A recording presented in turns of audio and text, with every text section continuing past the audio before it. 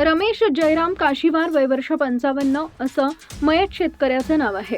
मिळालेल्या माहितीनुसार मंगळवार दिनांक 4 ऑगस्ट रोजी सायंकाळी ही घटना उघडकीस आली। नागभीड तालुक्यातील जनकापूर येथील रमेश काशीवार हे दुपारच्या सुमारास जंगलालगतच्या शेतात पाणी देण्यासाठी गेले होते।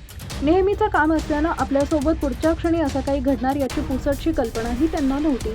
शेतात पाणी देत असताना त्यावेळी दबा धरून बसलेल्या वाघानं त्यांच्यावर अचानक हल्ला केला। या हल्ल्यात त्यांचा जागीच मृत्यू झाला। सायंकाळपर्यंत ते घरी परत न आल्यानं कुटुंबियांनी त्यांचा शोध सुरू केला।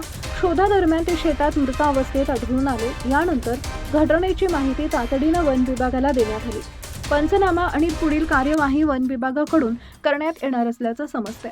दरम्यान या घटनेमुळे जनकापूर व परिसरातील नागरिक आणि शेतकऱ्यांमध्ये भीतीचं वातावरण पसरले असून जंगलालगतच्या शेतात काम करताना सतर्कता बाळगणं याचे आवाहन करण्यात येत आहे। स्थानिकांनी वाघाचा तातडीनं बंदोबस्त करावा आणि परिसरात रात्रगस्त वाढवावी अशी मागणी केली आहे।